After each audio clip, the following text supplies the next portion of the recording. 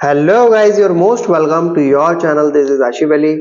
बच्चों, हमने second chapter अपना गुडविल कंप्लीट कर लिया है। आज की क्लास में जो हमारा चैप्टर की शुरुआत होने वाली है उसका नाम है change in profit sharing ratio among existing partner. ये हमारी अकाउंट्स क्लास 12 का थर्ड चैप्टर है। चैप्टर बहुत सिंपल है और इसका ये जो बेसिक मैं आपको समझाने वाला हूँ ये इस चैप्टर में तो आपके काम आएगा ही आएगा, प्लस इसी के साथ साथ आपका नेक्स्ट चैप्टर एडमिशन है उसमें भी काम आएगा। आपका नेक्स्ट चैप्टर उससे अगला रिटायरमेंट है उसमें भी काम आएगा, डेथ में भी काम आएगा और डिसोल्यूशन में भी काम आएगा। तो ऑलमोस्ट कहने की बात यह है कि चैप्टर बहुत इंपॉर्टेंट है, तो ध्यान से समझना इसके एक छोटे छोटे पॉइंट। वैसे आपको लगेगा काफी सिंपल है, लेकिन इसके कुछ छोटे छोटे पॉइंट ऐसे भी होंगे जो आपको लगेगा वो आपको आ चुके हैं, बट जब आप उससे रिलेटेड कोई क्वेश्चन करोगे तो वहां पर आपको कोई ना कोई प्रॉब्लम फेस करनी पड़ेगी। तो बिना देरी करते हुए चलिए शुरू करते हैं। तो सबसे पहले ये पढ़ लेते हैं ये change in profit sharing ratio का मतलब क्या होता है। तो change in PSR, PSR means क्या हो गया, profit sharing ratio means reconstitution, reconstitution of a partnership firm. यानी कि जब भी कभी कोई पार्टनर, ये दो पार्टनर है, अगर ये अपने प्रॉफिट शेयरिंग रेशियो, मान लो इनका कोई प्रॉफिट शेयरिंग रेशियो हुआ करता था 2:1, और अब ये कह रहे हैं, अब ये चाहते हैं कि हमारा जो प्रॉफिट शेयरिंग रेशियो है वो इक्वली कर दिया जाए, यानी कि 1:1। तो इट मींस ये अपना जब प्रॉफिट शेयरिंग रेशियो चेंज करेंगे तो इसका मतलब क्या होगा, जो इनकी पार्टनरशिप फर्म है उसको भी रिकॉन्स्टिट्यूट किया जाएगा। यानी कि उसके अंदर पड़ी हुई जो भी हमारी एसेट्स हैं, लायबिलिटीज हैं, उन सबको एक बार रिवैल्यू करके देखा जाएगा। ठीक है, हालांकि वो सब अमाउंट हमें क्वेश्चन में ही मेंशन होगा। तो रिकॉन्स्टिट्यूशन का मतलब छोटा सा सिंपल सा, दोबारा से हम किसी चीज को रिक्रिएट करते हैं। इसका आप लिख सकते हो रिक्रिएट करना। ठीक है बच्चों, रिक्रिएट करना किसी चीज को। अच्छा, अब इसको एक एग्जांपल से समझाता हूं मैं, इसका मतलब होता क्या है। मान लो एक फर्म के अंदर तीन पार्टनर हैं, ए बी सी। ये तीनों पार्टनर पहले जो भी प्रॉफिट हुआ करता था, मान लो ये प्रॉफिट है, इस प्रॉफिट में से 1 2 3 4 और 5 छह हिस्से कर लिया करते थे। ये जो पार्टनर ए था ये कहा करता था कि पहला और दूसरा हिस्सा मेरा है, बी पार्टनर बोला करता था ये तीसरा और चौथा हिस्सा मेरा है, और सी पार्टनर कहा करता था कि पांचवा और छठा हिस्सा मेरा है। ये एग्जांपल के तौर पे मैं आपको समझा रहा हूँ कि प्रॉफिट शेयरिंग रेशियो में जब चेंज आता है तो मतलब किस तरीके के बदलाव हमें देखने के लिए मिलते हैं। अब कुछ समय के बाद हुआ क्या, इन तीनों पार्टनर ने ये सोचा कि क्यों ना हम अपना प्रॉफिट शेयरिंग रेशियो चेंज कर लें।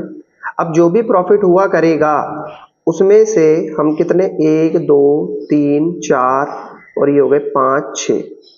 तो एक पार्टनर ए ने कहा कि भाई ऐसा है, पहले मैं सिर्फ 2 शेयर लिया करता था, इसमें से 2 हिस्से मेरे होते थे इस पूरे प्रॉफिट में से, अब मैं 3 हिस्से लिया करूंगा इस प्रॉफिट में से। जो भी पूरा प्रॉफिट हुआ है उसमें से हमने 6 हिस्से कर दिए, जिसमें से 3 हिस्से किसके हो गए, ए के। ठीक है, फिर उसके बाद जो बी था, बी कहने लगा कि मुझे तो पहले भी 2 ही मिलते थे, पहले भी 2 ही मिलते थे, मैं अभी भी 2 अपने हिस्से लिया करूंगा। तो ये बी के हो गए 2 हिस्से, और लास्ट में बचा सी। तो सी कहने लगा मेरे पास तो एक ही बचा है, तो एक काम करना, मेरे को लास्ट वाला हिस्सा मेरे को दे देना। तो ऑल ओवर कहने की बात यह है कि पहले इनको क्या बराबर बराबर हिस्से मिलते थे, बट अब ए को 3 हिस्से मिल रहे हैं प्रॉफिट में से, बी को 2 हिस्से मिल रहे हैं और सी को सिर्फ 1 हिस्सा मिल रहा है। तो कहने का मतलब ये है कि पहले इसके पास, तीनों के पास क्या हुआ करते थे, 2 2 हिस्से, यानी कि 1:1:1। तो अब 2 से 3 हिस्से इसको मिले तो ए के तो मजे आ गए, ए तो खुश हो गया। बी, बी को पहले भी 2 मिल रहे थे, अभी भी 2 मिल रहे हैं, तो इट मींस बी के कोई फर्क नहीं पड़ा, ना उसका कोई शेयर बढ़ा ना कोई शेयर घटा। लेकिन सी कहता है कि मेरे को पहले 2 मिला करते थे, अब मुझे 1 हिस्सा मिल रहा है, यानी कि सी उदास हो गया। ठीक है, सी उदास हो गया, सी क्योंकि सेक्रीफाइस कर रहा है, यहां पर क्या कर रहा है बच्चों, सेक्रीफाइस। और ए क्या कर रहा है सिचुएशन के अंदर, गेन। तो ए को फायदा हो रहा है और बी सेक्रीफाइस कर रहा है, यानी कि जो हिस्सा बी का है वो ए के पास चला गया, सॉरी सी का है वो ए के पास चला गया, बी को कोई फर्क नहीं पड़ा, ना उसका हिस्सा बढ़ा है ना ही उसका हिस्सा घटा है। अब बात करते हैं, सर ये जो आपने बताया हमें गेनिंग और सेक्रीफाइसिंग की, तो हमें कैसे कैलकुलेट करना पड़ेगा, हम कैसे उसको कैलकुलेट कर सकते हैं। तो सिंपल सा उसका फॉर्मूला होता है बच्चों से कैलकुलेट करने का, ओल्ड शेयर में से हमेशा न्यू शेयर को आपको माइनस करना पड़ेगा। ये सिंपल फॉर्मूला है। जैसे ए का आपको कैलकुलेट करना है कि ए गेन कर रहा है या सेक्रीफाइस कर रहा है, तो जो भी उसका ओल्ड शेयर है उसको लिखोगे आप, उसमें से उसका जो भी न्यू शेयर आया है उसको माइनस करोगे। अगर आपका आंसर पॉजिटिव आता है, आपका आंसर पॉजिटिव आता है, तो इट मींस ए क्या कर रहा है, सेक्रीफाइस कर रहा है।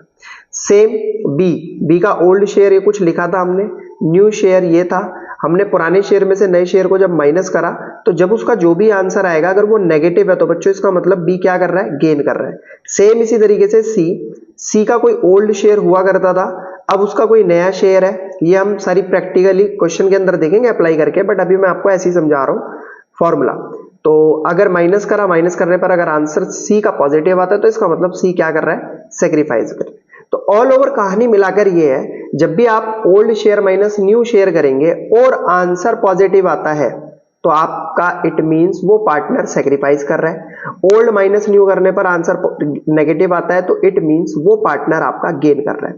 तो यहां पर मैंने लिखा भी है, आप देख सकते हो, the partner whose share of profit decrease.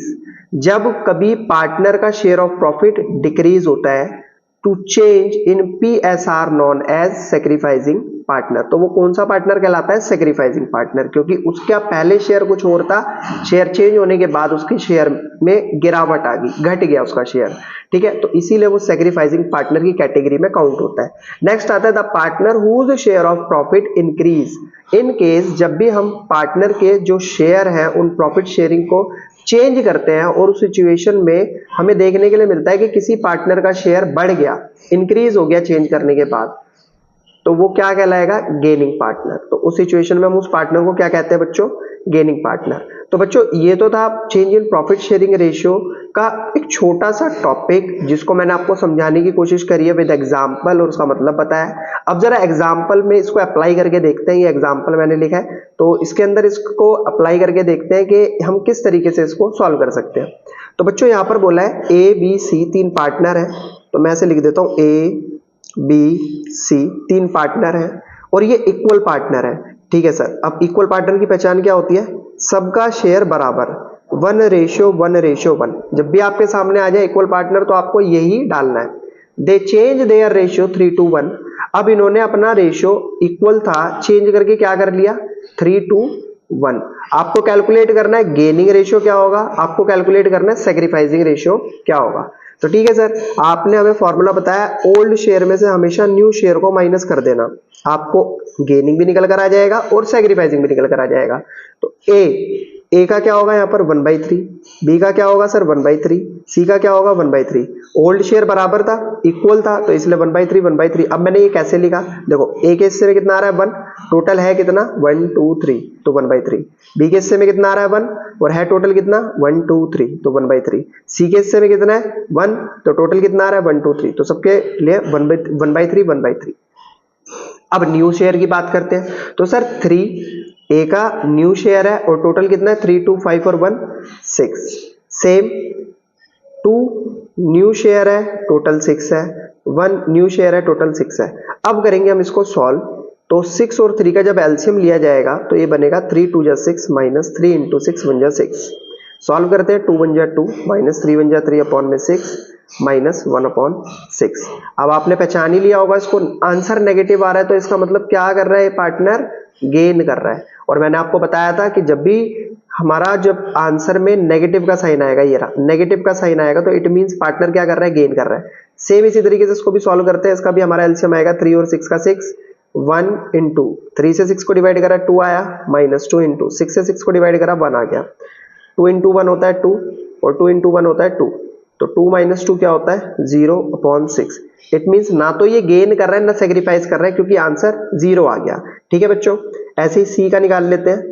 तो सी का भी हमारा एलसीएम 6 ही होगा, 3 और 6 का एलसीएम 6, 1 इंटू 3 से 6 को डिवाइड करेंगे 3 2 जा 6 माइनस 1 इंटू 6 से 6 को डिवाइड करेंगे 6 1 जा 6, तो 2 इंटू 1 हो गया 2, 1 इंटू 1 हो गया 1 अपॉन में 6, 2 में से 1 को माइनस करेंगे 1/6। तो ये क्या हो जाएगा हमारा सेक्रीफाइस। क्या हो गया बच्चों, ये हमारा सेक्रीफाइस कर रहा है। ठीक है बच्चों, अब आपको ये कैलकुलेट करना आ गया कि कौन सा पार्टनर गेन कर रहा है, कौन सा पार्टनर सेक्रीफाइस कर रहा है। अच्छा, इसमें एक चीज पूछी थी, गेनिंग रेशियो बताओ, गेनिंग रेशियो बताओ।